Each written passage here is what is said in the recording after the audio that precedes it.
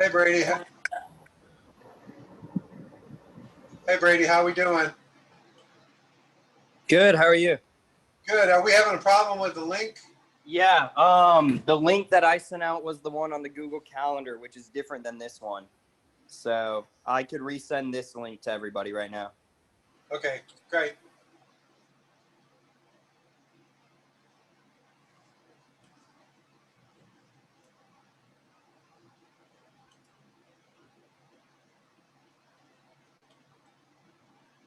You know, Andy, we have multiple calendars going, and some of them were formed before we got started, like in August, and then we ended up getting our own Zoom account with our own URL, and it's supposed to automatically go over, but in some cases it doesn't. So that seems to be what's happening here, but hopefully we'll get it straight. Sounds good. Yeah, I've had some gum ups when Zoom comes through with an upgrade link, that sort of thing. So it happens. No worries. Yeah.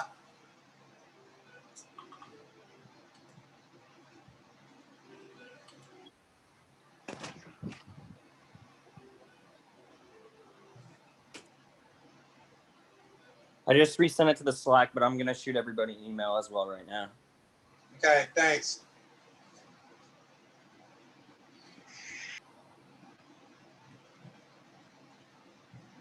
Hey, Will Pressler, how you doing today?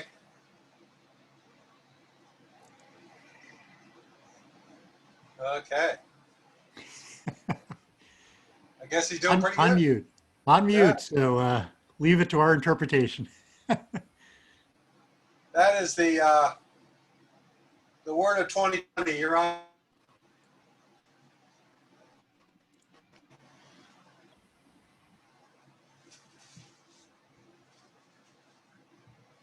Andy, is that fan noise too loud? Can you hear the fan noise in my place? It's just a little bit of a background thing. It's imperceptible. Okay. Or not materially perceptible. How's that? Perfect. You sound like a lawyer. That's not material, Your Honor. That's right. It pays to learn the lingo. You can save yourself some legal expenses as a your own venture. Yeah, I don't know. I wouldn't trust myself as a lawyer. Enough years of looking at agreements, you kind of get a sense for how they work. Yeah, I think agreements are okay. It's just when you're in litigation that I really like my lawyers. Oh my gosh, I've been blessed not to have gotten to experience that, so I'd be scared skinny with or without lawyer. Good for you. I had a case that was that we were the plaintiff, and the defendant was a New York Stock Exchange listed company. It was really corrupt and nasty, and the case took 3 years. Oh my goodness! But we won, and all the executives got fired. The company got sold. They were some scary dudes, as it turned out. Those 3 years must have been like dog years in terms of aging. Yeah, I had to go to Florida for 10 days every month for the 3 years. So I actually felt like I became a part-time resident of the Miami area. But the final year was the year the Marlins went to the World Series, so we were able to watch a lot of baseball. So that's my biggest memory is sitting outside at a bar on Biscayne Bay watching the Marlins in the World Series. Must have been at least partial compensation for the legal hassle. Exactly. Okay, let's see where we are. So, okay, well, why don't we go ahead and get started?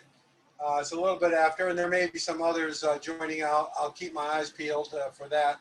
Apologize for the confusion about the link. I'm not 100% sure what happened.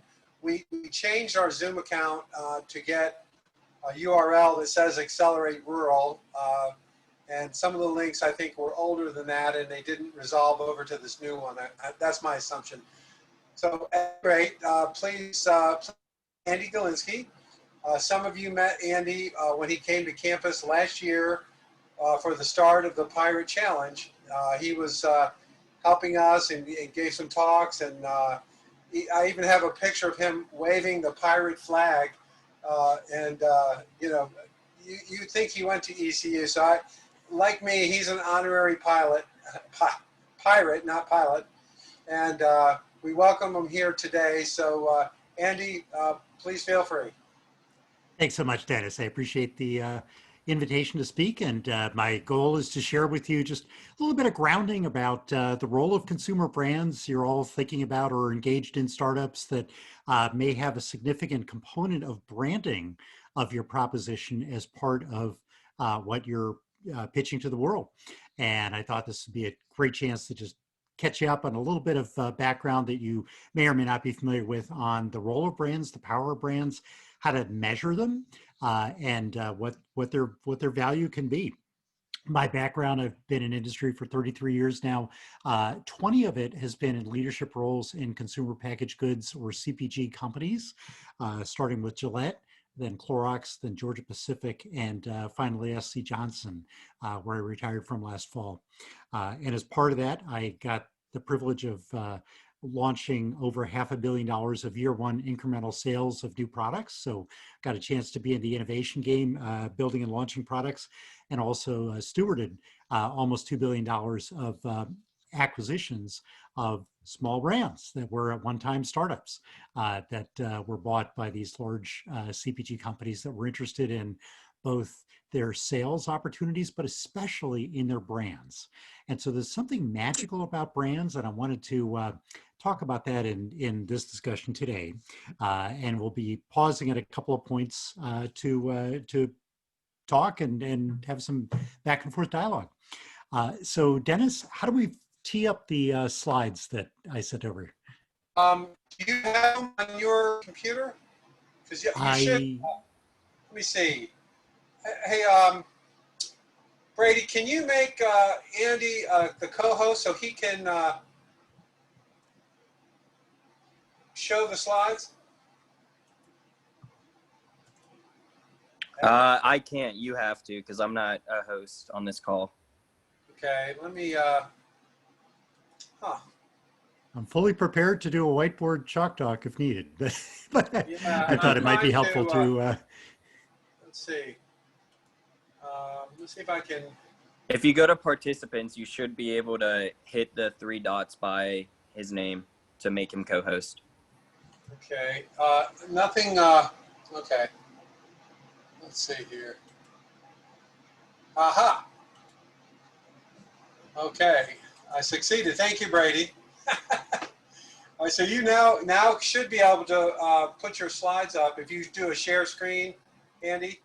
Okay, let me Hopefully fire that'll them work. up and then do a shared screen. One moment. Sure.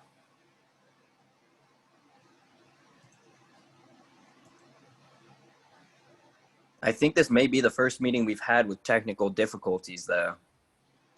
Yeah, we've been lucky.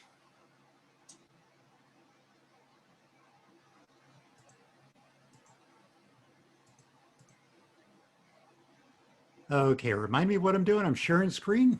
Yep, you should have a share screen. Fantastic. There you go. All right, everyone can see? Yeah. Yep. Fantastic. Thanks so much. So, so this is just a quick summary of my background, and I've had a chance to be part of a number of exciting brands, as well as see some new brands that were being developed that we were considering buying to make part of larger firms. So that's the perspective I bring to the table. And the topics I'd like to cover are, first of all, to kick off with the power and the value of branding. You know, what's the value of doing of having a brand around a proposition, and how can that play out? What are the metrics around a powerful brand? How do you know if you've got one? You know, beyond the I'll know it when I see it. You know, what are the ways of thinking about the power and the value of a consumer brand and what makes them great?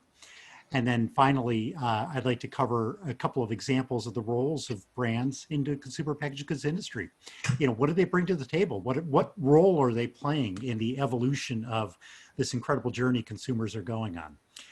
So let me go ahead and put this into present mode, which, okay, perfect. That's working great. So you want to be a consumer brand. I started with the Forbes list of the most valuable brands in the world today in 2020.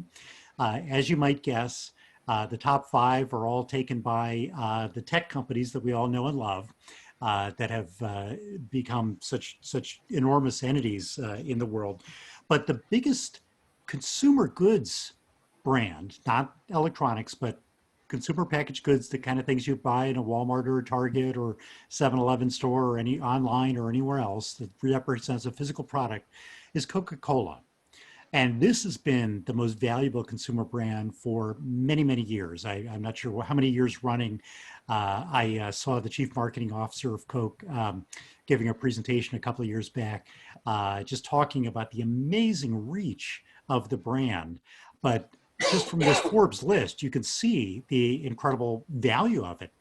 The brand value is calculated in the center chart. The brand revenue is on the far right. And the thing to notice is that for most of the tech companies, the brand value, which is the value beyond the assets of the company, beyond any factories they have or headquarters or inventory or anything else, is typically similar to the brand revenue for the tech companies. For Coca-Cola, you'll notice that the brand value is more than double the brand revenue.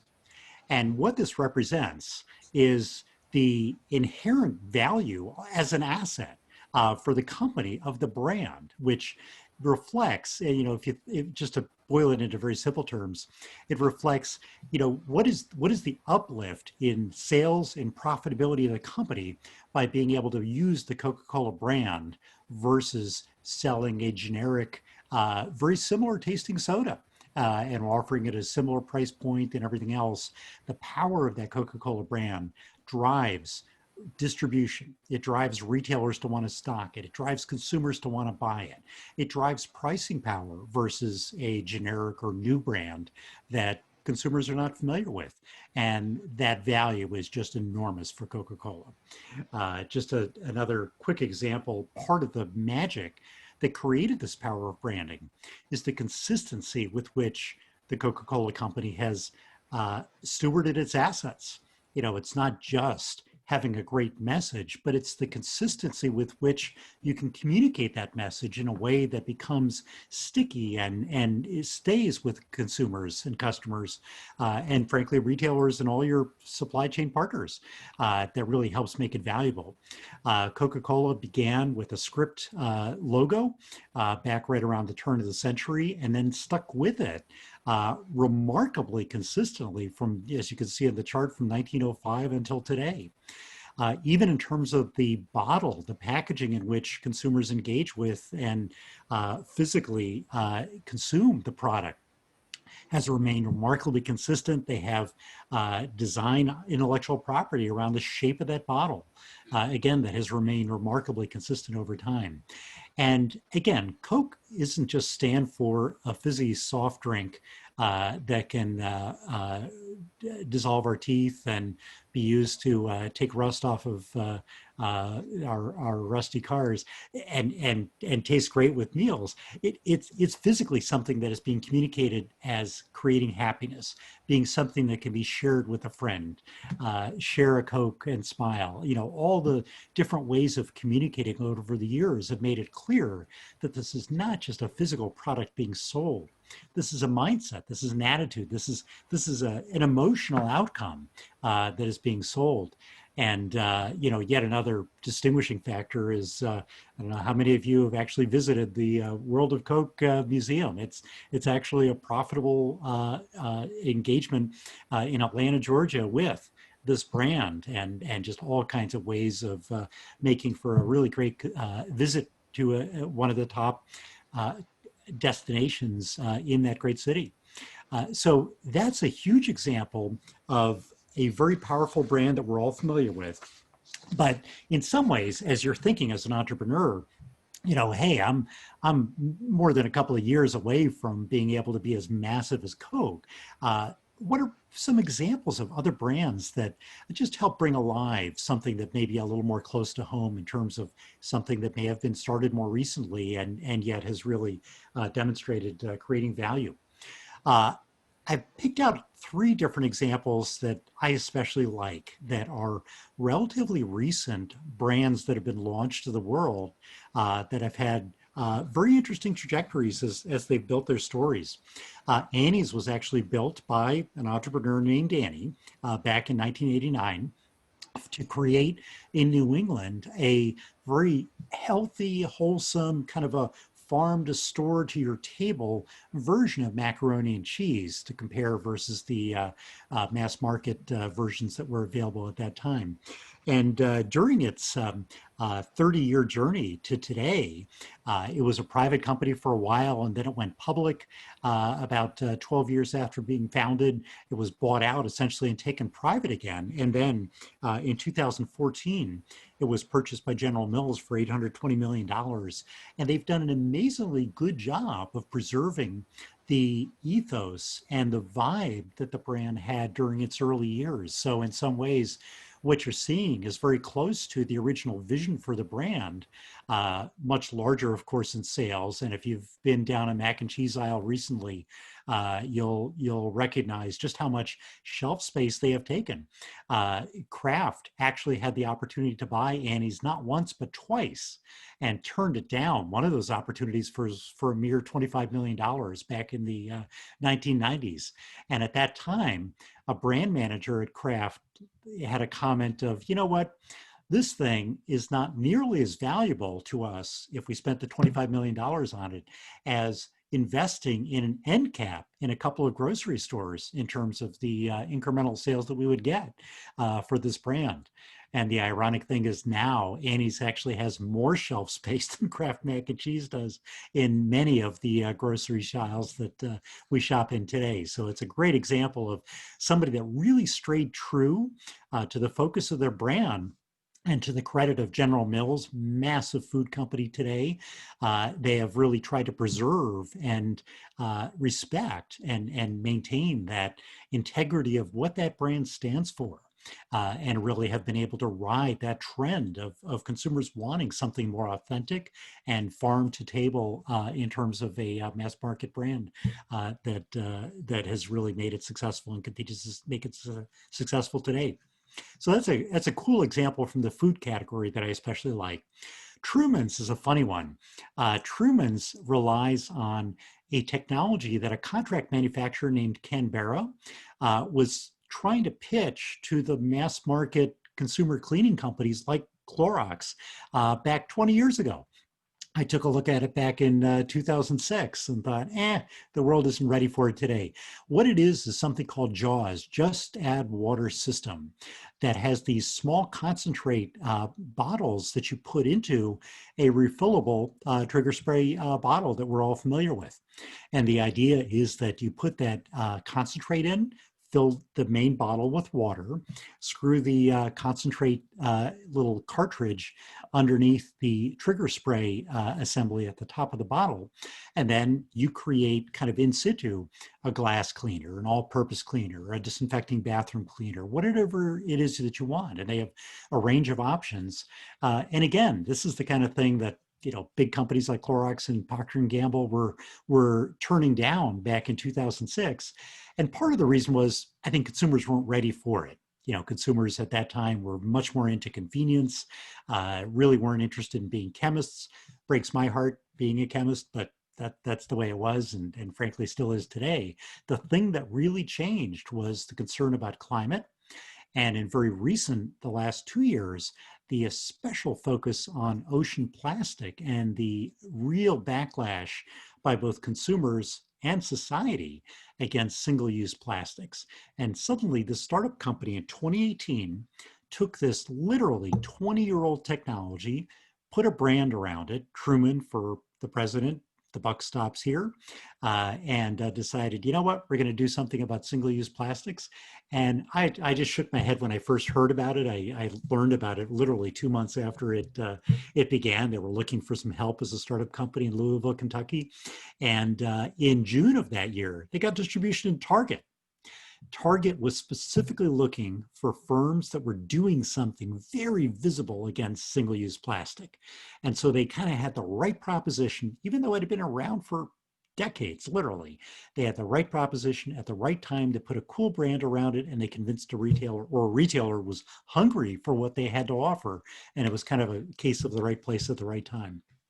In September of 2018, Henkel, one of the significant cleaning companies out there, invested $5 million in this firm.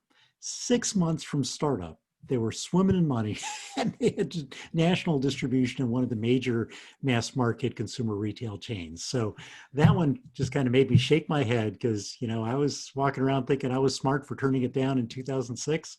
And you know what? When the right time comes, the right proposition is out there, any of us on this call could have started this brand. And credit to the entrepreneurs that had the courage and the guts to go out and do it, even though the opportunity had been around and it had not been taken by so many other people, frankly, including me, and could have been any of us. The third brand is Harry's, and they were launched a little bit after something called Dollar Shave Club, which I'm sure you've all heard of. They started in 2013, 2 years after Dollar Shave Club.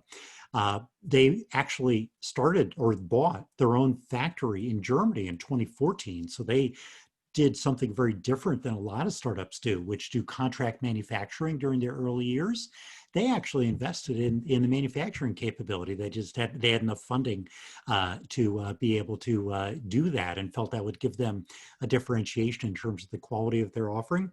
And by 2019, they were purchased for over $1 billion just 6 years after their founding by Edgewell, the owners of Schick and Wilkinson brand blades. So again, these are just examples that, you know, even though there are these wonderful legacy companies that have been around for literally over 100 years, like Coca-Cola, there's tons of opportunity today for clever entrepreneurs that have their finger on the right pulse of the right kind of trend and need in society, or by consumers or by retailers, like Truman's as an example of, that there's opportunity today for tremendous value creation, tremendous growth, tremendous wealth creation within the consumer branded space by having the right proposition, a lot of guts, willingness to take risk, and frankly, a little bit of luck and timing too. In case you're thinking, okay, food's kind of a fancy category. Of course, foods is doing great in the pandemic. Some of these others are also sort of interesting categories. How about really boring categories? And one I was laughing about with Dennis the other day was, how about bath tissue and toileting? You know, is there any possibility for an entrepreneur with a cool brand to do something there? Well, the interesting news is there actually is. There's a new brand that some of you may have heard of, many of you may not have. I didn't hear of it until this year, called Dude Wipes, which is focused on providing males an elegant wet wipe toileting product opportunity that they feel really presents a new product to the market, but really not one that's that different than a lot of other products, but is very cleverly positioned with a cool brand that was introduced in October of 2015, literally just 5 years ago. They were on TV for Shark Tank. Mark Cuban made an investment in them. By October 2016, they got distribution in Target. Today, they are the #2 toileting product at Walmart. Just incredible success story. They're going to hit $100 million in sales today. And again, you know, if you thought the bathroom toileting market was one of the sleepier ones out there, I would have absolutely agreed with you. But this is an example that shows that for a great brand, there is opportunity anywhere and everywhere in the market. If you can focus on, you know, what your brand can offer. And one of the things that I really encourage that actually has been talked about in this group is, what does your brand stand for? And I love the video by Simon Sinek on the power of why. You know, your brand is not just what you make, which is the outer circle. His arm is obscuring it on this image from this video. It's not even just how you do it. Ultimately, at the core for really great brands is why that brand exists. What do you stand for? What's your belief system? What is your mission? Why are you here to make the world a better place? Why should the consumer care? Ultimately, the strongest brands have very powerful answers to that question, those kind of questions, that question specifically. You know, it's cool to talk about what you're selling. Sometimes there's a cool story around how you make it, how you distribute it, what's, you know, what ways you're bringing it to market. But the things that really engage a consumer's heart are, why do you exist? And why does it matter to them on an emotional basis?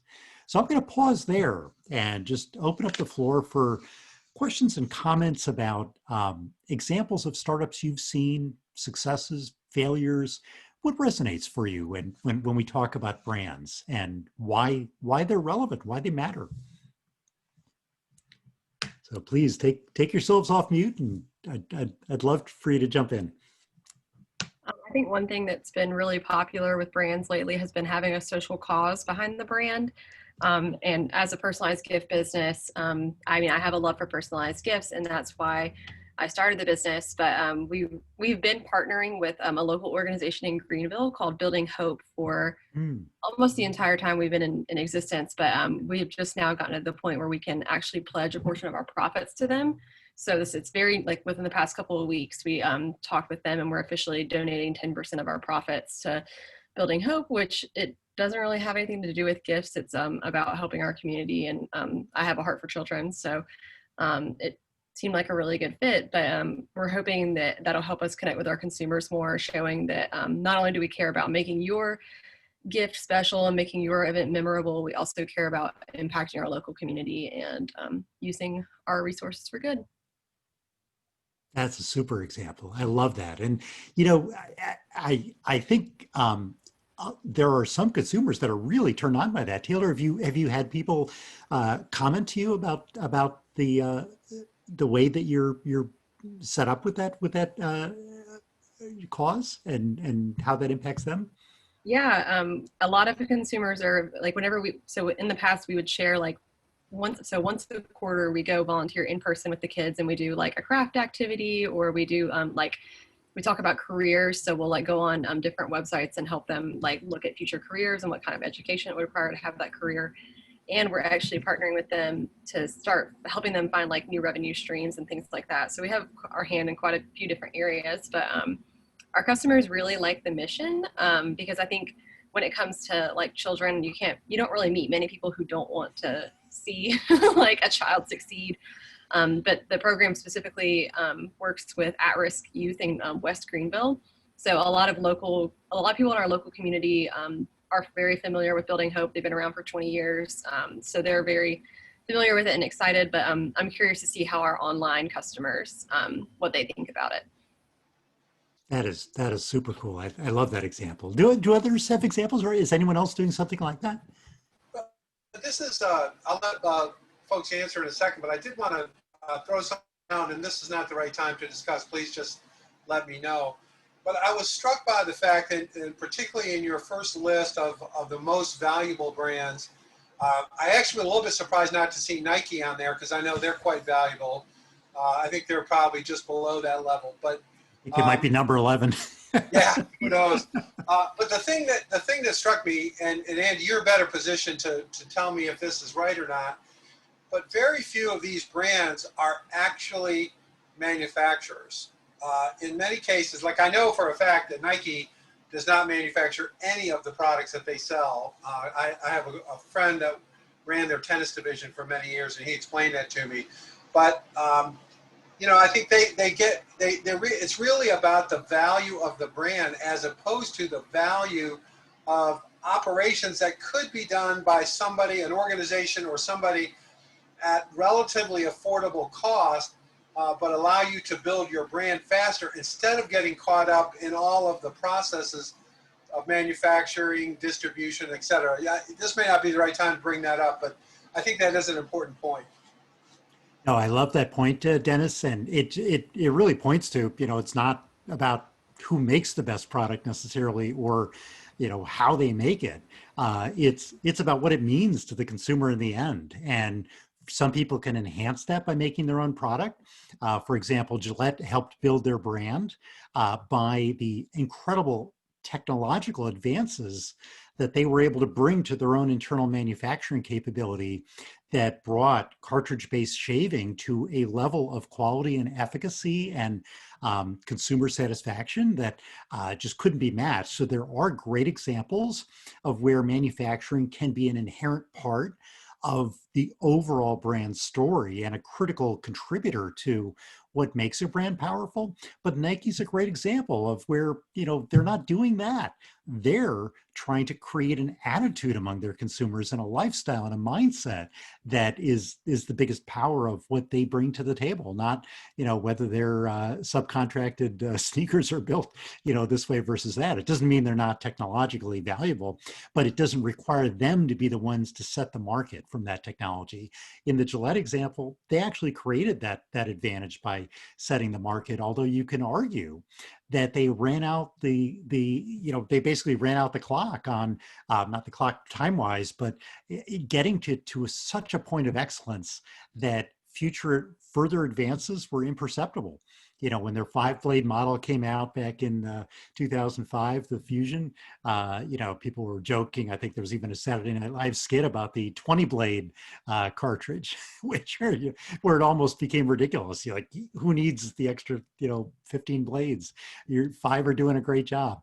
So that advantage isn't necessarily for everyone, but there are cases that where it can be an advantage. But Nike's a perfect example that's absolutely not a necessity for a brand. Yeah, and I think, you know, you look at Coca-Cola, which you listed as the most valuable consumer Right. product brand. They essentially just make syrup. They don't actually bottle or can or put trucks on the street, and this is true of Pepsi and others as well. But it's another example of where they put their money and their value creation is not in you know, faster bottling or more bottling or whatever. It's really about the emotions and the feeling you get from drinking Coke, and then they rely on people really operating on lower margins than them, in the case of the bottlers, who are distributed all over the world. But it's just another example of value has to be carefully thought out when you are a brand, and how you go about developing your value and delivering your value to your customers. That's exactly right. And part of that value, as Taylor mentioned, can also be the social purpose of the company. How many of you have heard of a certified B corporation? Does that ring a bell with anyone? Yeah? Yeah. How about others on the call? Anybody else heard of a certified B corporation? Guess not. Well, let me introduce it to you. Just I'm sorry, what was that comment? I just said no, sir. No, okay. Well, what it is, and I don't remember when it was formed, but it's a mechanism by which a company can be vetted by this certification outfit called the Certified B Corporation, that is basically looking at their sustainability in sourcing, in manufacturing, in distribution and production of their of whatever their offering might be. And it's also looking at what the social values are of that company. Do they give back to some kind of a worthwhile cause? They don't specify what it must be, but similar to what Taylor's doing, the idea is they commit to a certain give back to whether it's an environmental cause, sustainability cause, or something along those lines that basically helps show that this is not just a company that's greenwashing, but it's one that is fundamentally committed in how they operate and in why they operate, in terms of donating a share of their profits to things that, to causes that help improve the earth. And it's one that I hadn't heard of before, but when I visited almost a year ago in Raleigh, a gentleman named John Rapogel. He was my partner. He was president of Burt's Bees at the time that Clorox acquired it back in 2007. And then he continued to run it for 5 years, and then he went to seventh generation and boosted that company, and then got it sold by Unilever. So after being bought out twice when running these companies, he basically retired, quote unquote, and went into a career in Raleigh where he's working on creating an ecosystem of consumer packaged goods companies in the state of North Carolina. And he specifically funds as a venture capitalist, a venture fund, and also provides advice and guidance and sits on boards and helps encourage and support entrepreneurs building consumer products in North Carolina. But he only does that for companies that are certified B corporations or are committed to becoming certified B corporations. So there's this neat ecosystem of companies that are really trying to do something from a sustainability standpoint that are using that. And it allows people to use the logo. It has various network benefits, but there are a number of different twists on what Taylor's doing. You can choose to do it yourself. For a cause that you believe in, just like the Building Hope organization, or you can join on to a consortium or something like what this Certified B Corporation does to really help embrace a cause that you really feel strongly about and believe in. My attorney is actually a member of a B Corp. I forgot the name of their firm, but I just know my lawyer's name, and their firm is a credential of B Corp. You know what I'm trying to say. That's right. Certified B Corporation. That's right. Proudly displaying the logo and being part of it. No, it's a neat thing. And in fact, I was toying with starting up my own personal care company in the winter, and I began digging into, what does this take? Because this sounded kind of neat, and it would certainly be something that helps communicate a why in terms of why your brand exists and what you're dedicated to, what's important to you. So let's move into the second part of the conversation, which is, how do you know a good brand when you see it? What are the attributes that help you recognize its value?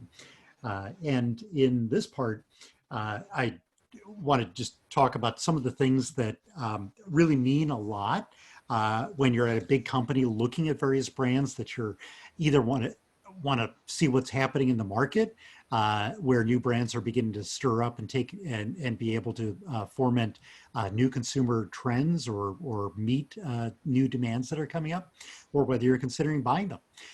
You really look at a number of things that are around the why of the brand, starting with what is the mission? What are the beliefs, the convictions, the clarity of purpose that the brand is communicating as part of why it exists? Ways to measure it include surveying consumers, unaided awareness versus aided awareness.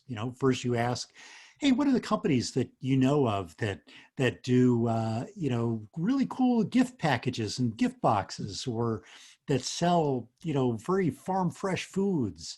And they may say the name of the brand, or they may not. They may come up with a couple that don't include the brand that you own and are trying to grow.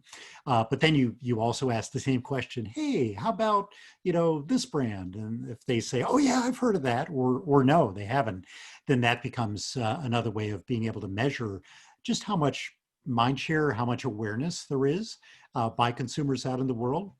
Something that has become huge, and I can't emphasize enough the power and the importance of it in today's marketplace for consumer brands, is social media engagement. There are specific metrics that many larger companies will use to try to assess what small startup brands or growth phase brands are really gaining traction. They measure their followers, their likes, their media impressions, their earned media, how much stickiness they essentially have. How much are consumers posting and engaging in some way and sharing that brand's posts with their friends and their networks. And all these, depending on your purpose of measuring a brand, can be extremely important. And given our conversation about the why of the brand, I wanted to just bring up a couple of neat examples that I found either inspirational or just great examples of either mission statements or belief statements around a brand. One, building on Dennis's comment about Nike.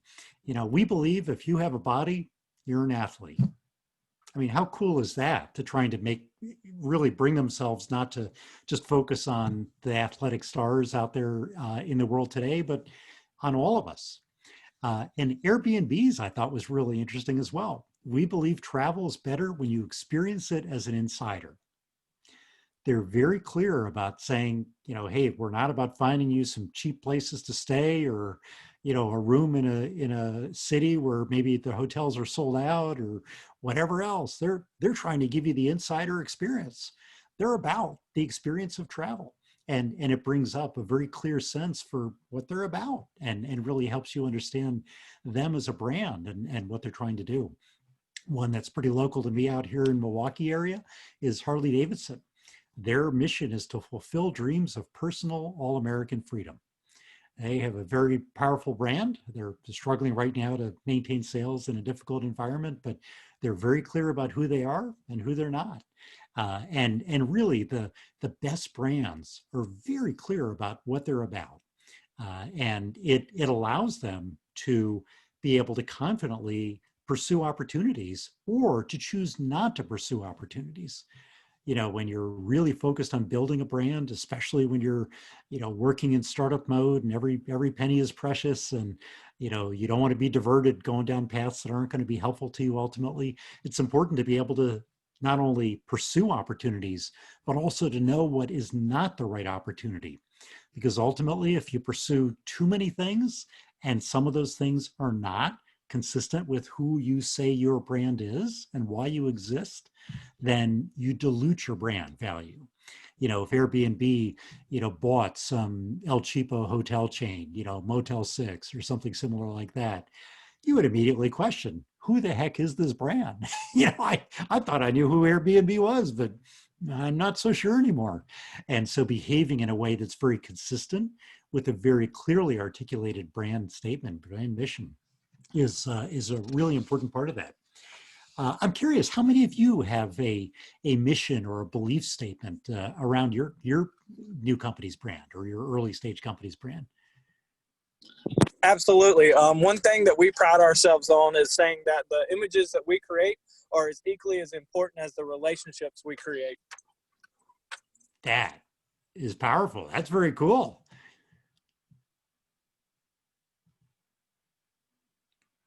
Have people mentioned that to you? Have you gotten feedback from people on, hey, I really like how you talk about yourself as a company?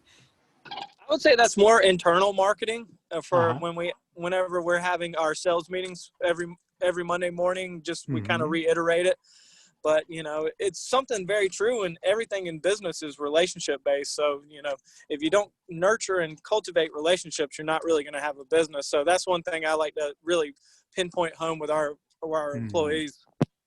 William, one of the things I love about what you just talked about is sometimes that mission or belief statement is just as important internally as it is for the outside world to kind of help keep the team grounded, especially as you begin to bring more people on and really want to make sure they understand what this brand is all about so that they can act completely consistently when they engage both with the outside world as well as with each other to reinforce the strength and the power of that belief. That's a really great example. Hey, Ashley, why don't you share some of the motivations you've shared with me about your brand? So I guess as far as my brand goes, a big motivator for me is one of the statements for my business is inspiring purpose through nature in the form of wearable art. And what I've been trying to do with that kind of is, everything that I make or everything sort of that has anything to do with the business is obviously part of something that was much bigger than,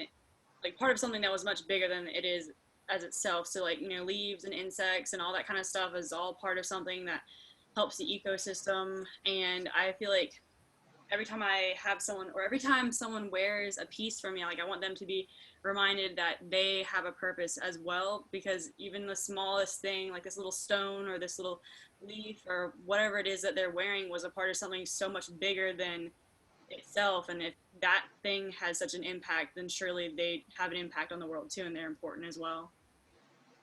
I love that, Ashley. And you've got the extra advantage that your mission and belief system is actually expressed in the beautiful things that people buy from you and wear. that is a powerful one. Oh, thank you. Anybody else have anything they want to add on the subject? Okay.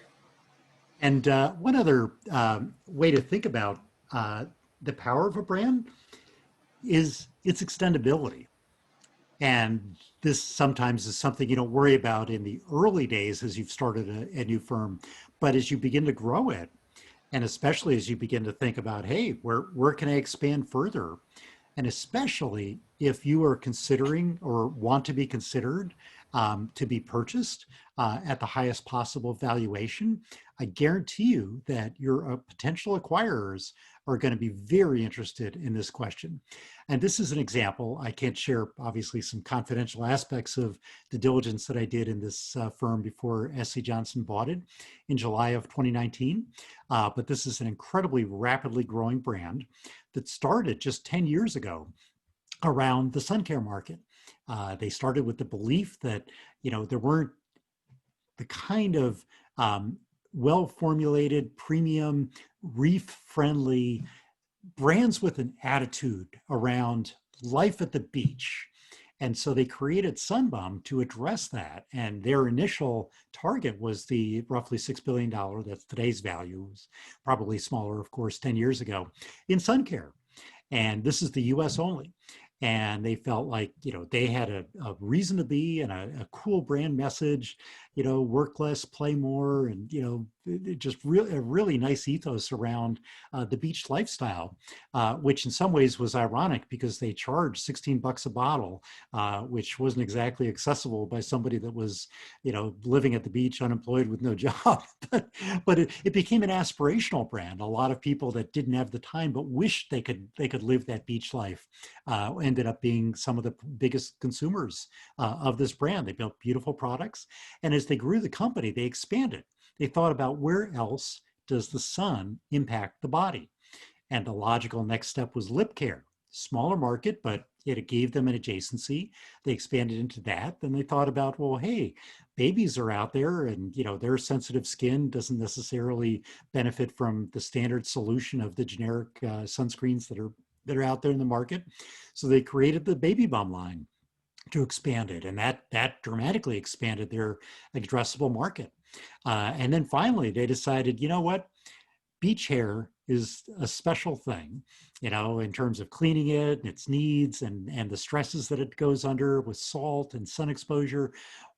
Who better than us to come up with the right solutions for the best care of your hair when you are at the beach? And that even further dramatically expanded. And if you do the quick math in your head, they basically expanded by a factor of 10 their addressable market. And they did these expansions within the first 5 years of their existence. And then during the next 5 years, kept growing them and trying to get them to stick until they got sold for an extremely attractive number, which I can't share, but it was a major success story. And literally the month after the deal closed, the startup founders went off to Australia to have a great rest of their life. With their proceeds. But the cool thing about this is thinking through the addressable market. And even if you're not in a position yet to begin expanding, Ashley, if you're not ready yet to go from beautiful jewelry to clothing, but if you think that could be an extension, and again, that may or may not be a good idea at all. And Taylor, if there are examples of ways you can grow from the kinds of gifts that you provide now to, I don't know, other ways of addressing a very personalized set of products that people might be interested in. Or William, if you've got ways to be able to grow your offering either into new markets or new capabilities that can build off of your core that are really tied to who you are around relationships. These are things that it's never too early to at least think about where you might go. And sometimes it can inspire you in terms of helping to even further sharpen and elevate your the why around why you exist. So I'll pause there for any thoughts. Have you all begun to think about where you can extend and expand to as you've been working hard to build your initial offerings?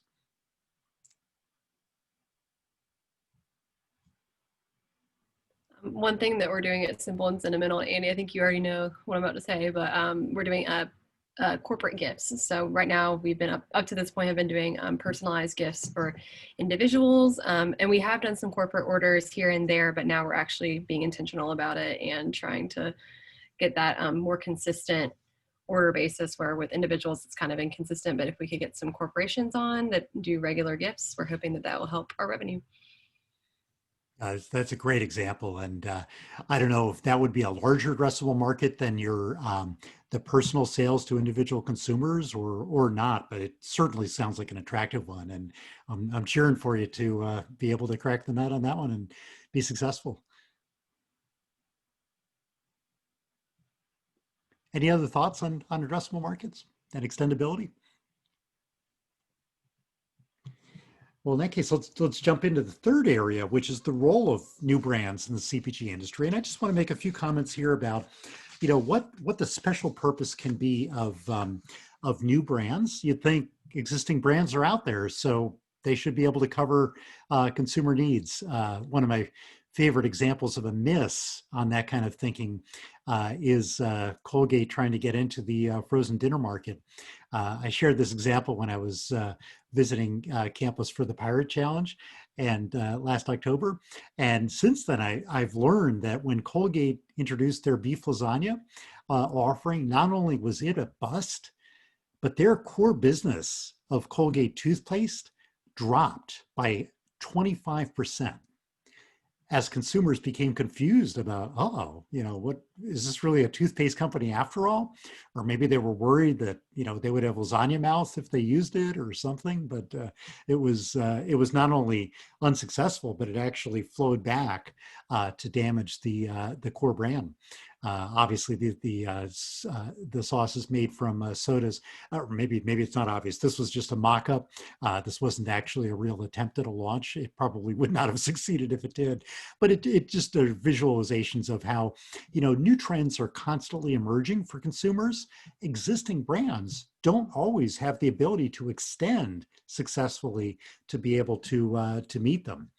I assembled a couple of examples in this slide of new trends, new preferences that would have been really challenging to address by the core legacy brands that are winning in those markets. I mean, the Impossible Meats one is a great one. I mean, can you imagine Oscar Mayer coming out with Impossible Meats? It kind of flies against the core of what some of the legacy meat companies have been all about. And so in some ways, it was a space that they, whether consciously or subconsciously, they just avoided it because they were in the mode of driving their mission and their beliefs and convictions and the value proposition they have. And it took an upstart to come in and say, hey, we could do this differently. Dollar Shave Club, of course, came in and did something that I guarantee you was unthinkable when I was back at Gillette back in the day when they owned 75% dollar share, 80% market share in the U.S. blade market, and everybody else was just part of an unsuccessful long tail with no pricing power. It's amazing to see them come out of nowhere and become literally a $1 billion company purchased a couple of years ago by a giant. EOS, lip balms have been around since the turn of the century in the 1900s. And, they all had the lipstick kind of a shape of the dispensing package. And EOS comes out of nowhere, around 2011, 2012 with this weird egg shape. And it was so countercultural to all industry norms within the lip balm business that it almost needed a complete newcomer to the market to be able to make a go of it and have the guts and the craziness, the insanity to bring something so non-lip balmy to the lip balm market. And they had an interesting story. They shot up like a bottle rocket in 2014 through social media endorsements. And then under the guise of live by social media, sometimes you die by social media. In 2015, one of their endorsers actually turned on them. And they had an incredible drop in their sales. So they've had their ups and downs, but they've had this enduring impact on the lip balm market on showing that you can do something different than the traditional package. And the Honest Company was started back in 2010 by Jessica Alba with the idea of don't put those nasty, horrible chemicals into things that might be either a baby product or a product for parents with young children at home. And they really rode on the natural trend, but figured out a new niche around it that was avoiding all kinds of chemicals that they defined in some cases justifiably, in some cases absolutely with no scientific evidence were to be avoided by consumers, and really created an enormous brand around it. The last valuation I saw them was from 3 years ago for $1.7 billion. And a dear friend of mine from Clorox, that was a vice president of sales, is now their CEO, and taking it to the next level, and just creating this incredibly broad and powerful brand, with moving into many, many adjacencies that I would have never guessed even 5 years ago. So again, all these brands, the thing they have in common is they're doing things in their markets that were against convention, and in some cases inconceivable in terms of common traditional wisdom, and they wouldn't have happened, or very likely would have taken many, many more years to happen if they relied on legacy brands to bring them alive. So I think there's a real powerful value in it. And just one more slide about how they can impact the market. One of the ways that they really can change the world is by growing and being independently successful. Another way is by being acquired. And I've been impressed over the years at how Unilever, a 90-year-old firm based in London, I got to visit their headquarters once, very impressive place, ancient company by consumer brand standards, they keep up with trends by acquisition in a very deliberate strategy. In 2000, they acquired Ben & Jerry's because they wanted to experiment with having a more socially responsible sort of brand entity. And they weren't sure how to do it with their internal mega brands, the legacy brands that they've got within their house. So they bought one that they thought would be congruent with their general core competencies, but could really teach them. And to their credit, they've left Ben & Jerry's alone. They continue to do their thing in a very different way from the parent company. But in a lot of ways, the parent company is moving towards Ben & Jerry's as Unilever has become more socially responsible, more overt about their support of sustainability and doing various things in that area. They bought Alberto Culver in 2010 to be capitalized on some cool trends that were happening in the personal care area. In 2016, they bought Dollar Shave Club for over $1 billion. And that was a very deliberate purchase to help them learn direct-to-consumer marketing. They were primarily working through mass market retailers like Target and Walmart and Walgreens and Boots in the UK and all the traditional retailers around the world. And they wanted to understand this crazy new world of e-commerce and really begin to develop their own capability. It was a very deliberate acquisition. 2016, they also bought Seventh Generation. I mentioned them with John Rapogel earlier. And again, this was very deliberate around building out their sustainability credentials and their understanding of how a sustainable company can operate to be able to bring some of that learning into the parent company. And you've seen, if you followed Unilever at all, you've seen a lot of the ethos of Seventh Generation beginning to be applied throughout this $60 billion firm that operates around the world.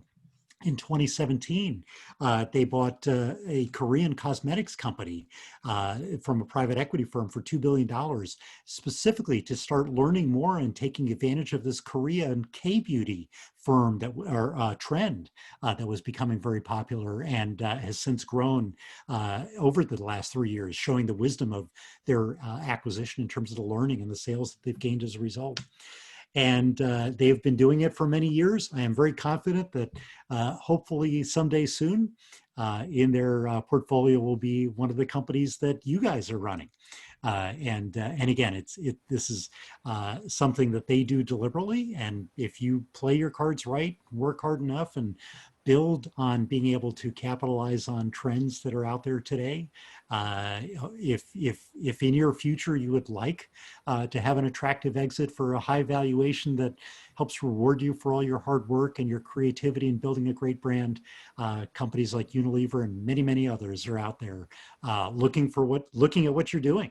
And part of that is not just to gain the sales, but to really help them be able to follow consumer trends and stay modern and stay relevant. Because if they don't, their risk is that they'll be one of the many companies that have faded away or died or failed in one way, shape, or form. So this is part of their imperative for survival.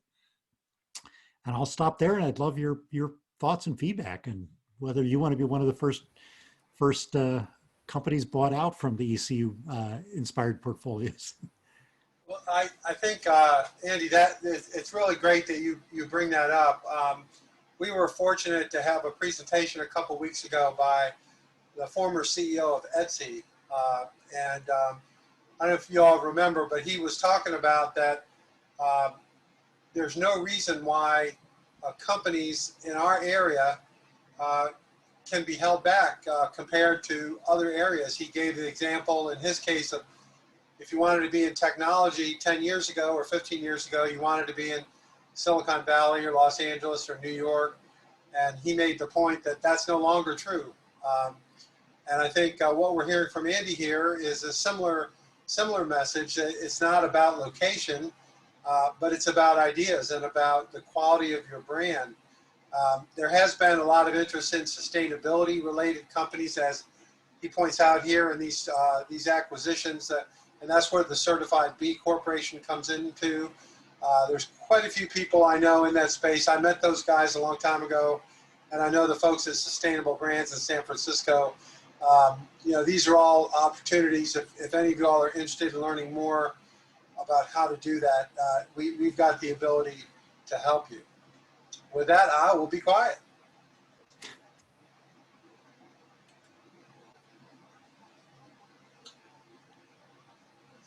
Anybody have any thoughts? Yeah. Go ahead. I'm sorry. I was just encouraging any comments, reactions. Have you thought about what your exit might look like, or whether you want to be bought someday and have a dollar figure in mind or a time in mind, or Taylor, why don't you cover this? We talked a little bit about it, and in your case, you're not so sure that that's something you want to do. Is that right? As of right now, I don't want to ever sell Simple and Sentimental. I just want to keep it within my family. Why is that? What's the reason behind that?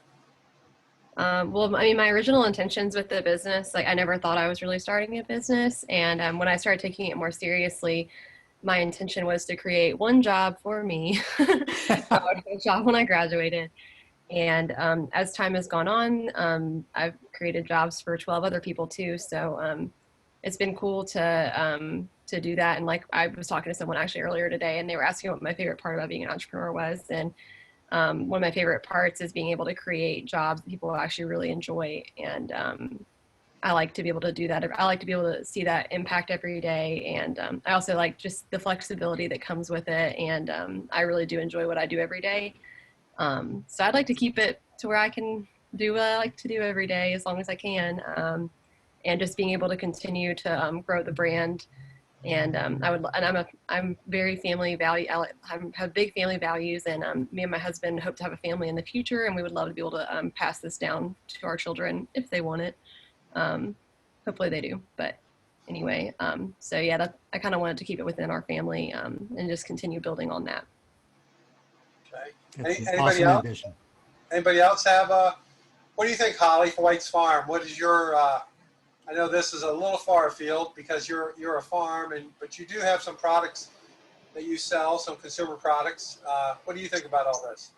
Yeah, I mean, I'm just gonna mirror kind of what Taylor says. I'm on the giving down of this business. My dad actually runs it and owns it, and is slowly transitioning it to me. So, you know, one of the things that we're really trying to incorporate is bring a farm up to, you know, today's day and age, dealing with, you know, external factors like we did with COVID this year, which was very hard on us, as you can only imagine. But, you know, some future things that we actually have our own jams and jelly line that I have been trying to really expand on over the last 3 years. And I finally got through to my dad to where he's really letting me take the reins on this. And it's my future goal to be able to provide that, you know, and throughout the continental U.S. So, you know, it's really hard to bring a farm to people who are not geographically located or proximity friendly. But I do have goals and aspirations, and obviously understanding that, you know, not everybody, and I've taken this for granted for years, not everybody understands or has the opportunity to come and see a farm every day. And, you know, that's honestly, it's kind of phasing out as we get, you know, longer in the world that we live, and really incorporating it and bringing that experience back to people. Because it's really funny when I say it, some people really don't know that their food that they buy at the grocery store, at Food Line or Walmart, comes from a farm, which is us. And so really just bringing people home and keeping them centered on how what we do on the back end for them to have produce and fresh fruits and family and meats for their farm. Holly, I love your description, and I just want to make a comment that sometimes you can sell a part of a business and use the proceeds from that to help fuel other parts that you would like to continue to grow and maintain within your own ownership or your family's legacy. You know, if you grew the jams part to gain, you know, regional distribution, and then Smucker's wanted to buy it for some incredible amount of money to bring it totally national, and if that enabled you to do something else with your farm business that you know would make it possible, then it's not always an all or nothing proposition. Sometimes you can do things that that allow you to keep doing fundamentally what you want to keep doing, but you know, various transactions might be able to help you get there in a different way for than you might have sure. expected. So it's just a thought, you know. Yeah, and our Go ahead. Sorry, Holly. Hi. You go ahead. And our goal is truly just to bring that, and this is kind of what I was hitting on, the agritourism back to the farm. You know, once again, 2020 has been horrible, but you know, we used to do a lot of school field trips, and getting these young kids out to the farms was then invokes, you know, family traditions and really hitting on that emotional side of the farming that people truly take for granted. It's not necessarily somebody buying produce at a farm stand, but it's the experience that they have with their family, picking their fresh strawberries from our fields, or you know, incorporating them taking family photos at our farm every year. So really involving that emotion behind our brands and what we're bringing to the table for, you know, years to come. Yeah, Andy, well, Holly calls on Lowe's and Home Depot. Her full-time job is with Black Flag and other brands, getting them on the shelves of major retailers in 4 or 5 states. Is that right, Holly? Yes, sir. Pretty much the Southeast, and for some odd reason, West Virginia. Yeah, so she has firsthand knowledge of what it takes to get on a shelf. At the same time, would like to add her jams and stuff to that whole story. Andy, one thing that I wanted to bring up, and this may not be accurate, but I remember hearing stories about brands having to open up offices in Bentonville, Arkansas, to be as close to Walmart as they could, and to some degree had some of their autonomy usurped by the demands of Walmart on their brands. Can you generally, am I full of it, or is that a real issue in the CPG business? It's a real issue, and you bring up Walmart to industry veterans, and they get this pained look in their eyes. We're running a few minutes over, but can I share one specific example that just gives you a sense for Walmart's power over the industry? So back in this is a non-confidential story. Back in the mid 2000s, Walmart decided that, I can almost remember the date. Do you all remember, you might or might not, when oil hit $147 a barrel back in, I think it was 2009 or 2010. It was incredible. Plastic was becoming so expensive that Clorox bleach, 64-ounce sodium hypochlorite bleach, the bottle was actually more expensive to make than all the bleach that was inside the bottle. Wow. Clorox had historically had a 99-cent price point at Walmart. They had that for almost 20 years. Their prices had gone up, or cost had gone up. Walmart refused to let them change the price because they wanted that benchmark 99-cent price point. That kind of was a signature offering that they had, and they didn't want to let Clorox off the shelf off on that. Clorox had debated for 10 years increasing the price, was too scared to do it because Walmart was 25% of their sales. And finally, they were losing money in every bottle when the resin price shot through the roof with that $147 a barrel oil price. And they finally said, forget it. If we lose all the business, we're actually better off. So they finally had the nerve to raise the price to $1.09. Walmart licensed the All brand from Unilever, got a private label manufacturer to make 64-ounce bleach, put the All label on it, and stuck it all over the floor, gave it all the best distribution points. basically to send a love letter back to Clorox headquarters that that was a really bad move and they shouldn't do that. And basically Clorox said, forget, we don't care, hunkered down for nuclear war. And after 6 months, the brand failed, was taken off the shelf. Clorox bleach was $1.09. And the folks at headquarters were sitting there looking at each other thinking, why didn't we do this 10 years ago? So there is power, but there is also a perception of power that creates fear of losing business today, despite the benefit for tomorrow of standing up to the things that Walmart wants. And it's this crazy relationship between, especially the majors that have very concentrated sales in Walmart. There's some major companies that you and I know that have 40% of their annual sales through Walmart. And, when you're that concentrated, you not only have an office there, you have a vice president there in Bentonville. And, it's your business to just become a real partner. And Walmart, in Walmart language, partnership means they call the shots. And sometimes it's to your disadvantage. And yet you don't feel like you've got a choice. It's the prisoner's dilemma. So, I love it. I love it. Yeah. I think all retailers have a horrific or triumphant Walmart story. I know my day job, we have plenty of Walmart horror stories that we've been dealing with, and that also mirrors in our home centers, our Lowe's, and our Home Depot. Retailers can be very interesting to deal with, to say the least. I bet you have crazy stories, Holly. Probably even crazier than the one I shared. If you only knew. If you only knew. But thank you so much. It was a great story. I totally related. Yeah. So I was going to ask if Mike Harris or David Mayo had anything they wanted to say before we wrap it up. Yeah, I'll jump in. I think, whether you want to be bought out or not, the principles that Andy's talking about here are just good business principles. And so that ends up creating value for your customers. And that same value for your customers ends up creating value for other larger brands.